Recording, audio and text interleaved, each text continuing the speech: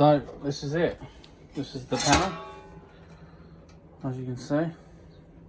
So I'm now gonna weld this all up. I'll just have a little go on here on this corner here, just to show you. As you can see it back there, look. I've just done all this and buffed it down just to see. Just give it a quick buff up to see if how good it's going to come up, but it looks pretty good. Got a bit to do, but I'm going to crack on and show the progress.